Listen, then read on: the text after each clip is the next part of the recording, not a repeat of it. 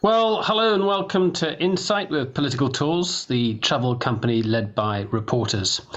As the death toll in Gaza mounts, there is a threat further to the north. In Lebanon, Hezbollah has threatened to launch a major attack on Israel as the IDF launches a full ground invasion of Gaza. There are threats also further afield in Syria, Iraq and Yemen. But do Iran and Hezbollah really want to get involved in lesser-known Lebanon? Nicholas Blanford is one of the world's leading experts on Hezbollah and is based in Beirut. Hello and welcome, Nick. Hello, Nick. Good to be with you. Yeah, good to be with you here. We are, because we know what the signal's sometimes like in Beirut and Lebanon, we're going to stick to sound only for this, so that the line is crisp and clear at the moment, which is great.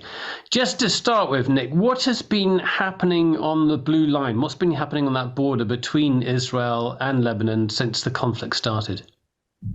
Well, we've seen a steady escalation of fighting between Hezbollah and the Israelis, and this kicked off on October the 8th, so the day after the Hamas raid into southern Syria.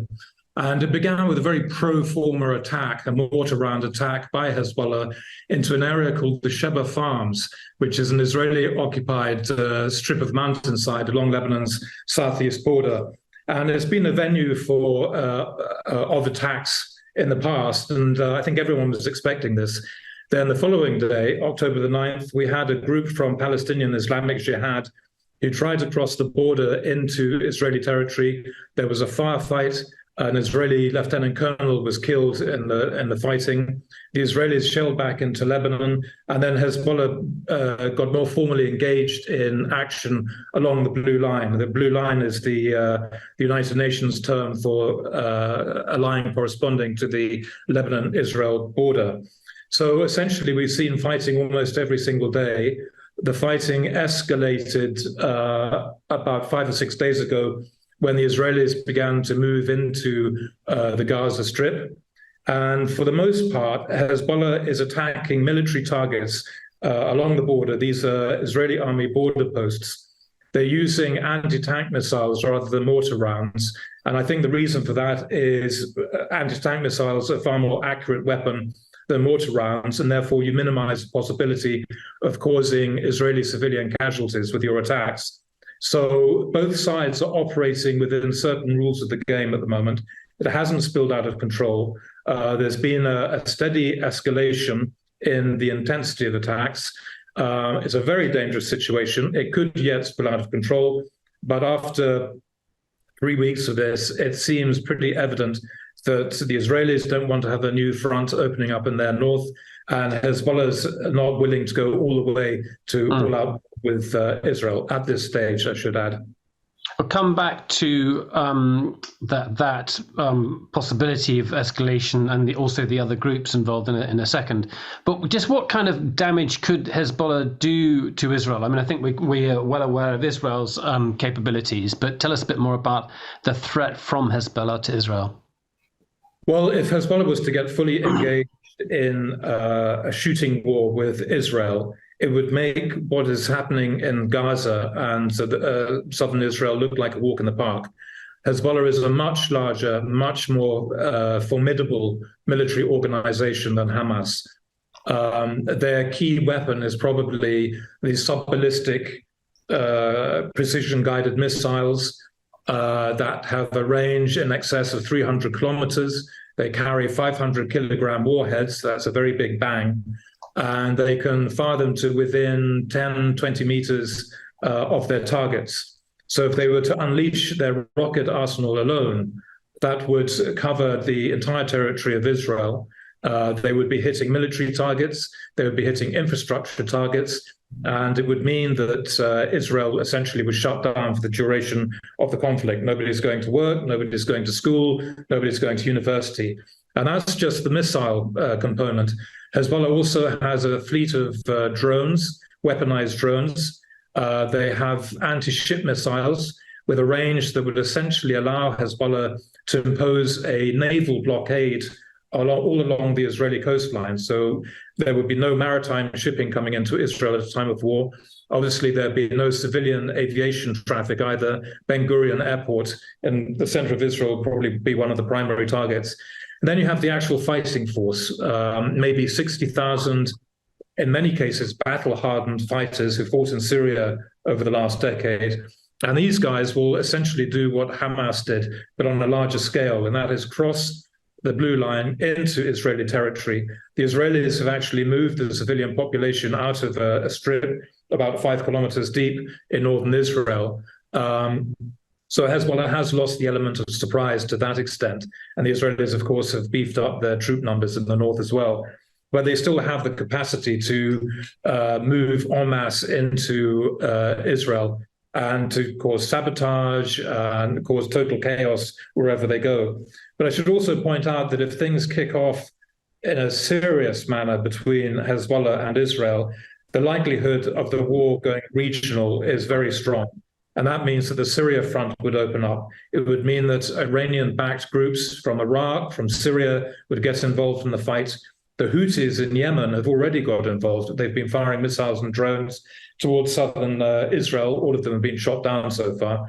But we could expect the Houthis to get involved. The West Bank could explode, and maybe even the Iranians would get directly involved. So a decision by Israel to go to war against Hezbollah, a unilateral decision, is a very tough call to make. Okay, it's obviously, event, dear boy, could sort of develop, but you can see there's restraint at the moment. Can you just say what Nasrallah, the spiritual, the leader of Hezbollah, has been saying? What's the signaling that has been given so far? Well, Hassan Nasrallah has said absolutely nothing, and everyone has been scratching their heads why he's remained silent these past 3 weeks. He's normally quite vocal. I mean, we expect a speech from him at least once every couple of weeks or so. And I think it's deliberate. I think his silence is in part not to commit himself to a course of action that he can't back down from later on down the road. And we have had some comments from Hezbollah officials, and they've been full of fire and thunder, but they've been fairly vague, the kind of warnings, if this happens, this could happen, rather than more definitive statements. And also there's a psychological element to all this. When he's silent and Nasrallah is essentially determining whether Lebanon goes to war or not. So everyone wants to know what he's thinking. But the longer he stays silent, the more people keep guessing. And of course, that's on the Israeli side as well as the Lebanese side. So I think there's purpose behind his silence. Hezbollah released a very enigmatic short video clip a few days ago, which showed Nasrallah with his back to the camera, walking briefly down a corridor past a picture of Hezbollah. And everyone's been trying to rack their brains, figure out what all that means. But I think, again, it's just Hezbollah are playing mind games with their Israeli enemy. So we'll have to wait and see. He's going to speak on Friday. And unusually, Hezbollah gave 5 days advance notice that the leader was going to be speaking. So everyone is now waiting with bated breath to see what Hassan Nasrallah has to say. I suppose from their point of view, there's a risk of loss of credibility. They've said that there's this pro-Palestinian alliance. They're going to stand up for Hamas.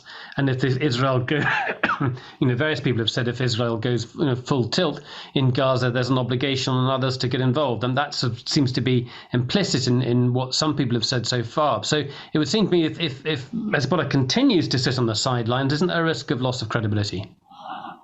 Well, it has to be said that there's several Hamas officials have grumbled in public that the Iranians and Hezbollah are not doing enough. We expect more from them. But this is a very difficult call, not just for Hezbollah, but for Iran. Iran ultimately is going to decide whether Hezbollah gets more fully engaged or not. And for Iran, Hezbollah is a key component of its deterrence architecture. So in other words, anybody that's contemplating launching an attack on Iran, whether it's going after the nuclear facilities, whether they want to decapitate the regime, they have to take into account what is Hezbollah going to do from Lebanon. If the Iranians were to commit Hezbollah to a full-scale war with Israel, irrespective of the outcome of the war, Hezbollah will take a battering. I mean, Lebanon will be turned into a car park, and Hezbollah will be severely damaged. And there's no guarantee that Hezbollah would be able to rearm, re-equip, and repair itself as quickly as it did after the last war in 2006 to continue serving as a powerful deterrent for Iran. So I'm not sure. Logic tells me that the Iranians won't fully commit Hezbollah into the fight for the sake of Hamas in Gaza, even if it means that Hamas is going to be crushed, essentially. The Israelis talk about eradicating Hamas entirely. You can't eradicate an ideology. You can certainly weaken it as a fighting force, but it could always potentially rebuild again in the future, if not in Gaza, elsewhere. So I'd love to come back to that in a second, that thought about Hamas, but sticking with Iran, so essentially Hezbollah, the more crucial point is that Hezbollah is really a deterrent in terms of Israel and Iran. So, for example, if Israel were to try and launch a strike on Iran, Hezbollah is there to deter that.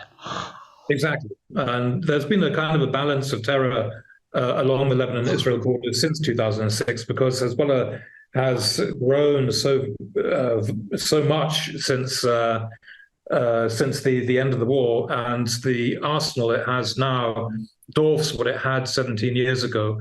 So the Israelis they understand fully that the implications of getting involved in a shooting match with Hezbollah. And by the same token, Hezbollah has been quite careful along the Lebanon-Israel border not to antagonize the Israelis in case it leads to a war that, frankly, neither side really wants at the moment. Yeah, so we've just got a map up, just reminding people of that, the blue line, as it's called, which we've taken people to on numerous tours, and actually on both sides of the border, and the Sheba Farms areas, that grey area, as you can see. So this is the area where there's a sort of the risk of fighting spilling over, as it were, but at the moment being contained. The Houthis are one that are a group that it seems slightly odd to be. I mean, what threat can the Houthis pose to Israel? I mean, it surprised me that they have been able to fire missiles towards Iran, but I suppose it's a threat that is not as significant as Hezbollah, and they're being used for a reason. Yes, I mean, I think the Houthis don't really have much to lose by firing some drones or missiles in the direction of Israel. It's fairly unlikely that the projectiles will actually make it to Israeli territory. You've got the Israeli air defense systems in place, and you've got the U.S. Navy sailing in the Red Sea at the moment. And I think it was the U.S. Navy that shot down the first salvo a week or so ago. But the Houthis are doing their bit. They're backed by Iran. I don't think they worry too much about Israeli jets flying over Yemen and bombing them. So it's more symbolic than anything else, having the Houthis join in. Yeah, and I guess there's no government there that's responsible that would get hammered as a result of it. So it's a different equation to Lebanon. Yes, absolutely. Absolutely. I mean, Lebanon's got a lot to lose. It gets dragged into a conflict, particularly as the country is, entering its fifth year of a very grave economic, financial, and political crisis. The last thing the Lebanese need is a devastating war. Could we just talk about that a bit more too? Because that, I think possibly people are less aware. We know that Hezbollah has got a significant, military presence, but it's also got a considerable political presence within Lebanon, and that having a full-scale war would damage its, long-term interests there too. Yes, well, I think the Hezbollah is very cognizant of the fact that no one is going to thank Hezbollah for dragging Lebanon into a highly destructive war, particularly at this time. And that includes its own Shia constituency. So over the last 3 weeks, we've had some 20,000 plus people living in South Lebanon, mainly Shias, evacuating their homes, moving further north to get out of the front line.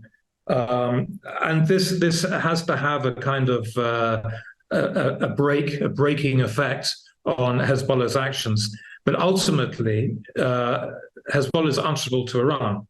And if Iran's calculus changes and the Iranians suddenly think, you know what, we're never going to have a better time to go after Israel than now, and they instruct Hezbollah to go full on into a full war with Israel, then Hezbollah will do it. That is a discipline that binds the leadership of Iran to Hezbollah. But it will come at a terrible price in terms of the aftermath of the war. I mean, in 2006, you had the Gulf countries stepping in with billions of dollars of reconstruction aid to help repair the damage after the month-long war that year. But you're not going to have that next time round. Nobody's going to come to Lebanon's assistance. And I think there will be grave repercussions politically in the country. You already have a sizable segment of the Christian community who got fed up with Hezbollah, and they want to break away. They want to form their own Christian enclave north of Beirut, up in the mountains, and have done with South Lebanon, have done with the Bekaa Valley, and have done with Hezbollah and the Iranians. And I think that sentiment will grow much stronger in the aftermath of the devastating war. And it's also going to accelerate the emigration of Lebanese. In the last 4 years, we've seen a lot of Lebanese leaving the country. They've just given up. They've lost all their savings when the banks collapsed, and they're starting new lives elsewhere. And I think that will also accelerate in the aftermath of the war. Nick, can you briefly recap? We've had the Beirut port explosion, the banking crisis, even the bank governor. Just run us through the key things that happened over the last 4 years. Well, yes. I mean, it began really, the crunch point was October of 2019. And this is when basically the Lebanon has been running, the central bank and the banks, private commercial banks, have been running effectively a huge Ponzi scheme for years. So to attract revenues, the government would have placed huge interest rates on money coming to the central bank. So the banks, private banks, commercial banks, took advantage of this and threw the depositors' monies into the central bank and received, obviously, the high interest rates. But because the governments here tend to be inept and corrupt and wasteful spending and so on, they continued to run out of money, and suddenly they had no money to pay back the banks. So the banks in October imposed a freeze on everybody's bank accounts, and that triggered the Thawra, the revolution, which lasted, it brought people of all different stripes, backgrounds, sectarian backgrounds, out into the streets, basically saying enough is enough. We've had enough of the corruption. We want the government gone. And this continued for the winter of 2019 into early 2020. Then, of course, COVID kicked in, and that effectively shut down the revolution. And then in August of 2020, we had this massive explosion in Beirut port. Several tons of, 1,000 tons of ammonium nitrate detonated, self-detonated, and it caused immense damage to a large chunk of East Beirut, killed over 200 people. So that was yet another blow to the Lebanese. And more recently, the President Michel Aoun, stepped down a year ago at the end of his 6-year term, but the politicians can't agree on a new head of state. So right now we don't have a president. The government is operating in a limited caretaker capacity because there is no president. The governor of the central bank, who was the architect of the collapse, and who's been sanctioned by various European countries, and there's under arrest warrants for him, he left office. He left the central bank at the end of July. He's living quietly somewhere in Lebanon at the moment. So there's an acting head of the central bank. The army commander, the commander of the Lebanese army, is due to step down at the mandatory age of 60, of retirement age, in January. And to put this into context, the Lebanese army is really the one national institution that holds the country together. And we now have a risk that in January, when the army commander steps down, there's no one to replace him. Because again, the politicians bickering amongst themselves can't agree on who to nominate. So this is where we're at, and it's a pretty miserable situation to be in. So Lebanon's certainly not in any state to deal with any kind of war, and it's got enormous problems of its own. To quote Donald Rumsfeld, are there any sort of known unknowns? Can you think of situations, whether in Lebanon or possibly Syria or Iraq, where you've got other militant groups that could provoke a situation. I'm thinking of groups that are allied to Iran but might not be under its control or as obedient as they might be. Well, I think they've all been behaving themselves so far. Hezbollah has been carrying out the bulk of attacks along the blue line. But we have had Hamas firing rockets into Israel. Islamic Jihad has been involved. There's a group here called the Jamaat Islamiyah. It's a Sunni fundamentalist group. They've been involved in one or two attacks. The Syria front has been surprisingly quiet. I'm told that President Assad is very unwilling to have the Syria front, which would be in southeast Syria, essentially, adjacent to the Golan Heights, to have that opened up. And there seems to be some friction between him and the Iranians over this. But frankly, the Iranians are the power in Syria. It's not President Assad. And southern Syria is packed full of Syrian, Iraqi, Afghani groups, Shia groups that are backed by the Iranians. So we could see that activated at some point. But I think that it's difficult for rogue actors really to get a foot in, to do something that could spoil it. It's pretty well controlled overall. Okay, and they're not. Nobody is compared to. Doesn't have the same arms as Hezbollah. Hezbollah's the only sort of major threat there. Do put questions down in the Q&A box, please. I think Alan Livingston's got a question. You just I think we've touched on it just now, Alan, but maybe we can put a bit more light on it. And then I think we'd like to talk a bit about Hamas and how you assess Hamas's strengths militarily in a moment, Nick. But go ahead, Alan, with your question. Thank you, Nicholas. Hello, Nicholas. It's nice to see you or talk to you again. I had asked a question and you sort of answered it already, and that was the position of the Lebanese military. How they might be getting involved. Also, I know there's a lot of smuggling of weapons from Syria into Lebanon. Is that continuing? And have you seen any major increase in weapons being smuggled down to Hezbollah coming through the Syrian route? Thanks, Alan. Good to hear from you. Yes, well, the LAF is in a tricky position at the moment because, Hezbollah is leading the fighting down in the south, and the LAF is left to pick up the pieces, in some cases, literally. The Israelis have been firing a lot of phosphorus rounds into the border district in South Lebanon, ostensibly to burn the undergrowth, to deny Hezbollah ground cover. And this, of course, has led to crops being burned. We're just coming to the end of the olive picking season. So farmers are rather desperate, seeing their olive trees going up in flames and tobacco fields going up in flames as well. So the Lebanese army have been trying to help out on these, if you like, civil defense kind of issues, helping put out fires, helping evacuate people out of the confrontation zones and so on. But, a big question is that if things go big between Hezbollah and the Israelis, what is the Lebanese army going to do? In 2006, they basically did nothing, and they just sat in the barracks and waited for it to finish.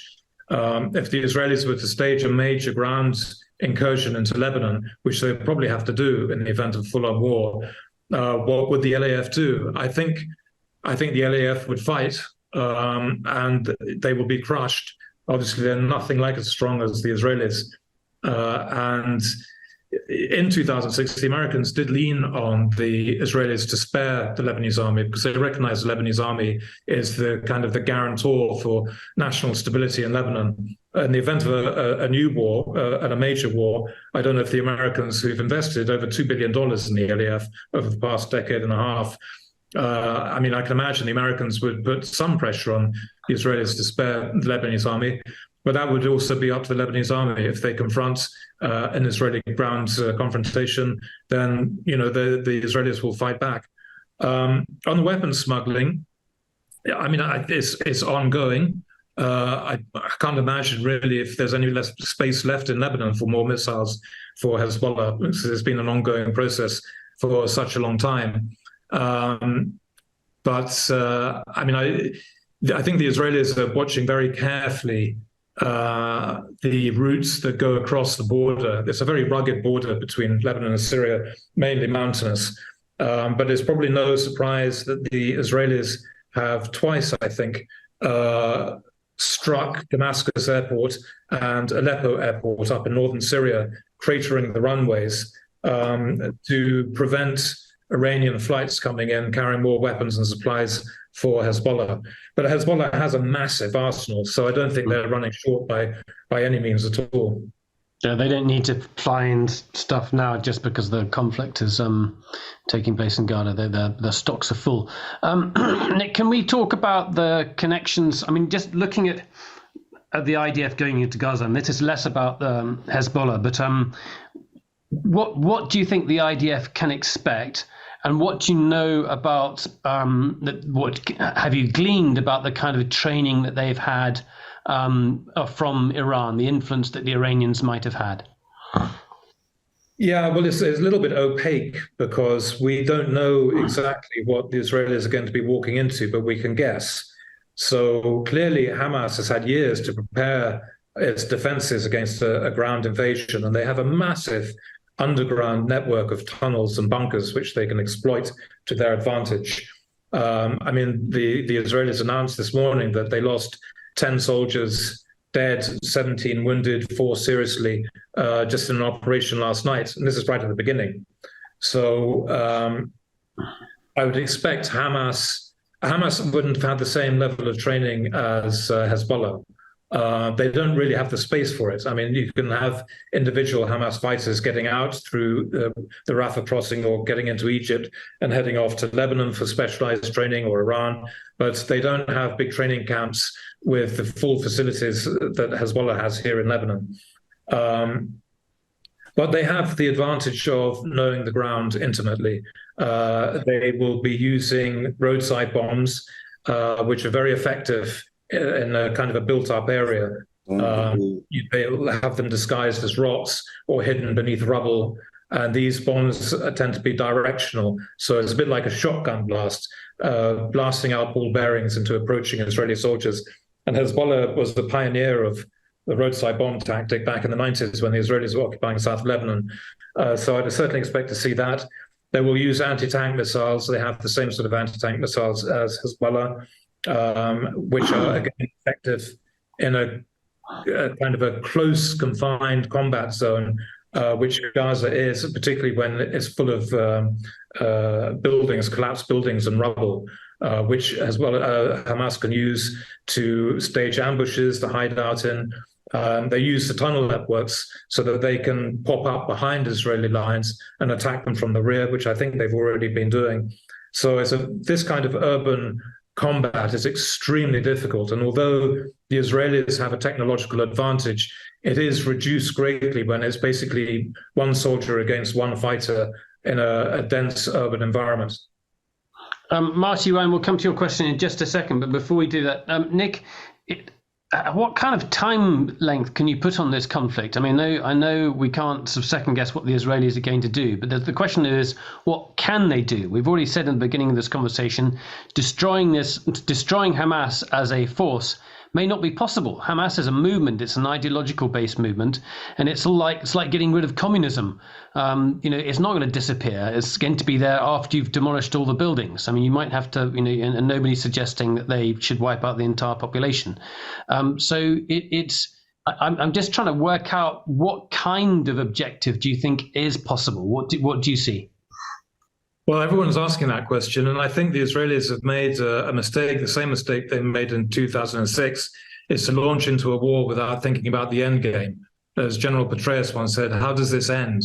When talking about the invasion of Iraq back in 2003, how does this end? I'm not sure that I think the Israelis went into this without answering that question. And the shock of the the Hamas attack and the atrocities committed. I mean, 1,400 Israelis being slaughtered in a single day is, obviously unprecedented. And I think their initial actions were driven by rage and a sense of retaliation, revenge, and then perhaps calmer heads prevailed. I mean, the Israeli defense minister was proposing in the Israeli cabinet a preemptive strike on Hezbollah, which would have been a disaster for Israel. Fortunately, Netanyahu vetoed that. But it's hard to see how this is going to end. There is a lot of concern at the moment that the Israelis may even expel the Gaza population into Sinai, into Egypt, and prevent them coming back. And then presumably Gaza will be resettled once again. The settlers in Gaza originally left in 2005. I think Secretary Blinken is talking, he's heading back to Israel today or tomorrow, and he's talking about having an improved Palestinian administration, Palestinian Authority to take over Gaza once the dust settles. But it's very hard to see how that's going to happen. And you're right. I mean, you can't eradicate an ideology like Hamas. So Hamas will still be there in some shape or form when this is all over.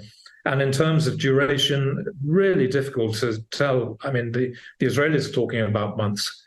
So you could have a scenario where the initial offensive is over in a matter of weeks, but Israeli troops stay on the ground, and then you have a kind of a low-level insurgency as the surviving Hamas fighters stage hit-and-run attacks against the Israelis. The Israelis try to find them and eradicate them, and that could go on for a long, long time. I mean, that's almost then like a South Lebanon situation when the Israelis are occupying and Hezbollah were doing their own hit-and-run attacks back in the 90s. And then I suppose it's about what political room there is for the Israelis to sustain that conflict, both domestically but also internationally, with pressure from the United States, but also Arab nations saying to the US, this can't go on. Our populations are not going to be happy to continue for so long. Or perhaps not. Maybe Israelis can be oblivious to that, and as they stayed in Lebanon for some time, just stick it out. Well, I mean, I think that the international opinion towards Israel is not what it was 20, 30 years ago. There's a lot more criticism now. Typically, Israel is granted a window of a week, maybe 2 weeks. So far, it's 3 weeks and counting, where they can pretty much do as they please. And then when the casualty count among civilians grows too high, then the international community begins to step in and to look for some kind of diplomatic resolution. That diplomatic resolution may be just beginning now, but it's going to take a long time, particularly with the Israeli blood is up. Yeah, I mean, I think it's going to be a very difficult situation to finish with. Okay, we'll come back to those political questions in just a second. Well, let's take Marty Ryan's question. I think, Marty, we've partly answered this, but let's have another look at it. Marty, go ahead. Well, this, as you had mentioned, seems like an opportunity for Iran to make good on its rhetoric about destroying Israel. And I'm wondering, what's actually holding Iran back? What's this? There's a split in Iran, isn't there, Nick? I mean, we've seen very conciliatory statements coming from the Iran's foreign minister when I think he was actually at the UN in New York recently, and then other statements coming out essentially saying that they don't want a fully fledged war with Israel, but at the same time, hardliners voicing something, being a lot more sort of active about it. Well, I think, the Iranians oppose Israel ideologically, of course. But I think that the leaders of Iran are coldly rational people. And they could open the front and we have a full-scale regional war.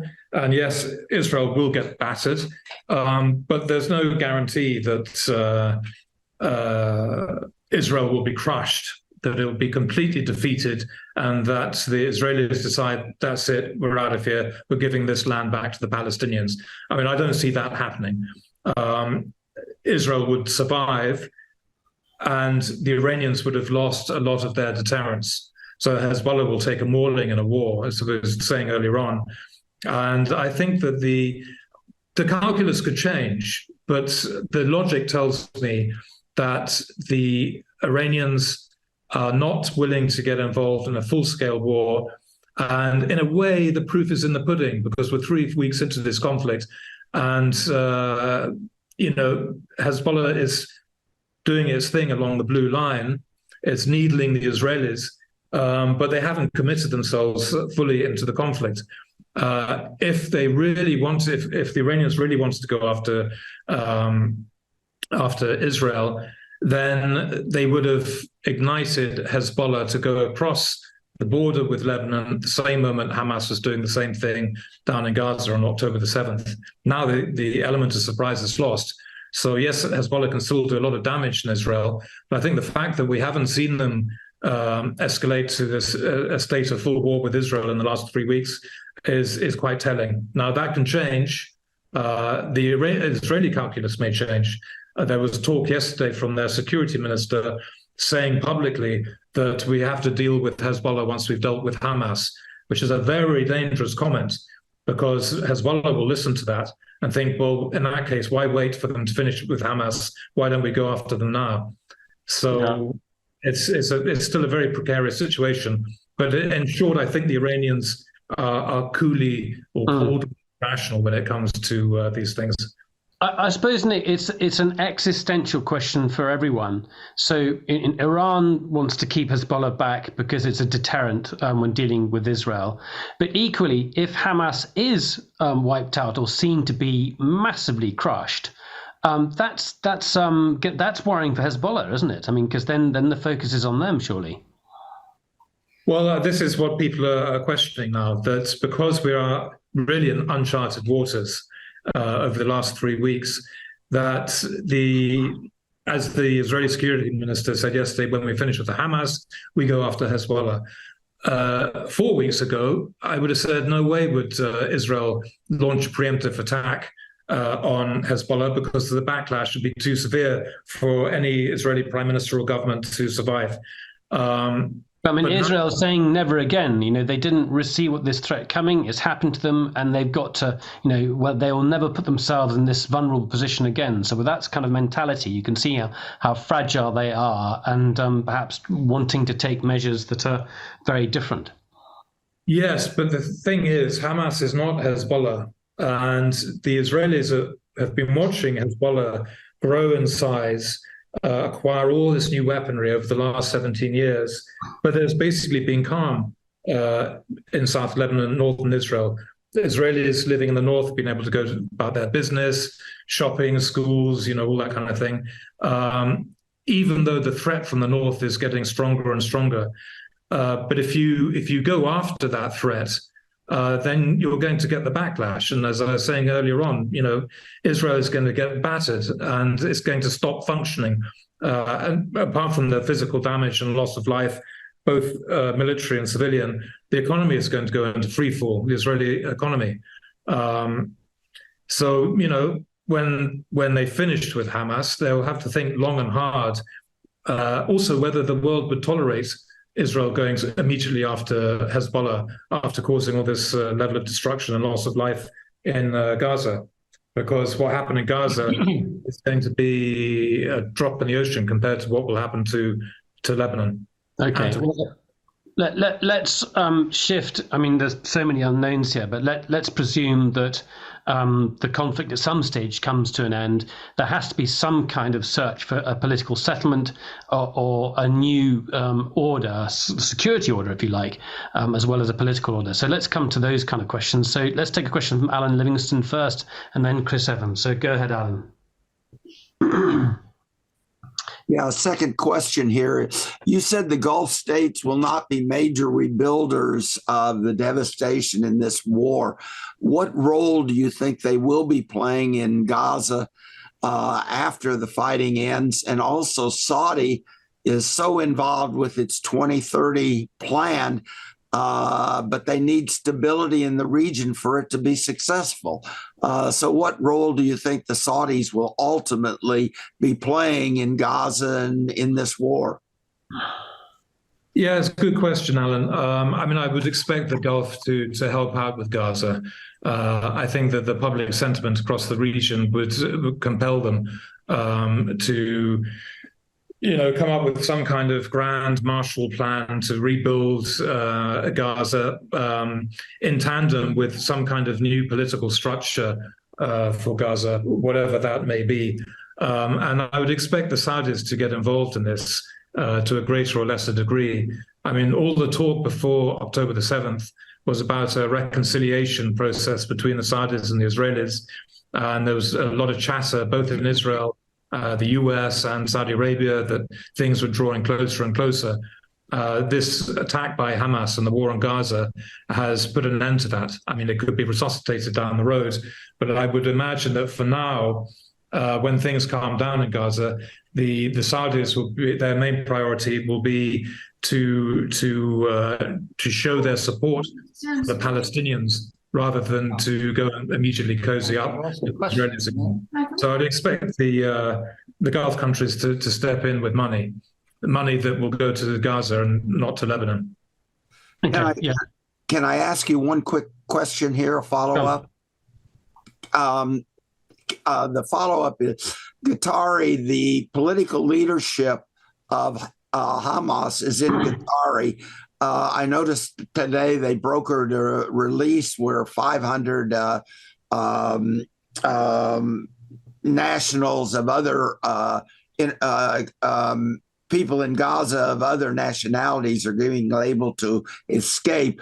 Will Qatari do anything with the Hamas leadership if the Hamas military leadership is destroyed in the fighting in Gaza? Well, I don't think the Qatari leadership will do anything with the Hamas politicians who are living in Doha and living in Qatar. I mean, they're not going to turn against them, I don't think. Even if the Hamas military wing in Gaza is crushed, Qatar has been playing a very influential role because they have relations with the Israelis. They have good relations, obviously, with the Americans, and they have good relations and long-standing relations with Hamas. So they're playing an important role to try to broker humanitarian relief for Gaza, to get the foreign nationals out. They've been able to get out, I think, 200 or 300 wounded people into hospitals in Egypt as well. So I think they'll continue playing that role, but I don't see them necessarily turning against Hamas. Have wounded been allowed to cross the border? I wasn't aware of that. Yes, I think along with the foreign nationals, I think there was 100, 200, maybe 300 wounded were allowed through the Rafah crossing in the south. That's just happened. This morning, yes. Okay. I didn't know that. Let's take a question then, focusing on that border too. Chris Evans, you've got a question. Chris, you need to open your microphone. Okay. There you go. Hello, Nick. Can you cast some light on how has Hamas's arsenal been supplied, given there is only the land border with the North Sinai Governorate?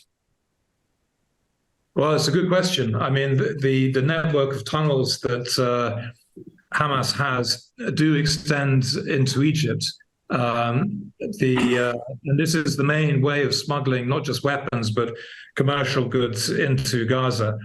There have been attempts in the past to bring in weapons by sea, which is obviously very difficult. The Israeli Navy maintains a blockade of the Gaza coastline. But there were occasions when they would put weapons in semi-submersible bags, basically bags that would sink to just below the waterline, and then frogmen would swim out and drag them in.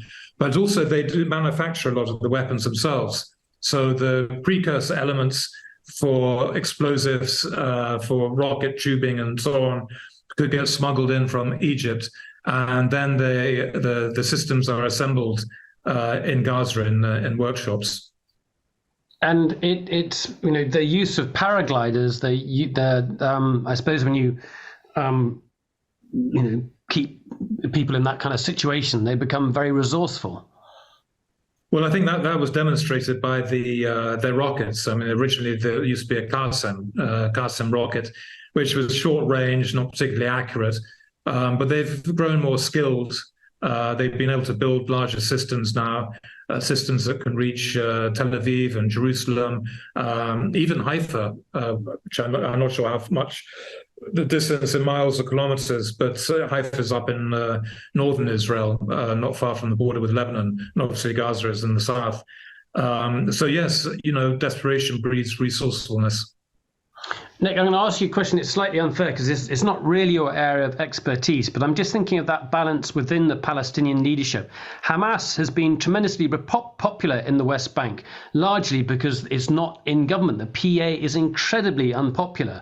So I'm just trying to think about where things, in terms of, at the same time, ordinary Palestinians, and particularly in Gaza, you've already seen pictures of people complaining about what Hamas has done. I'm just wondering when the sort of dust settles, who has the leadership of the Palestinians? Good question. I mean, it probably won't be Hamas if Hamas has been greatly weakened by war. But the Palestinian Authority... So just to stick with that, you think they will be greatly weakened no matter what? Well, that's inevitable, I think. I mean, the Israelis are bringing the full weight of their firepower onto the organization. And it's inevitable that Hamas is going to take a beating. But again, like we were saying earlier on, you can't eradicate an ideology, so Hamas can spring back at some point. But militarily, for now, they will take a beating. What emerges after this is going to be interesting to see.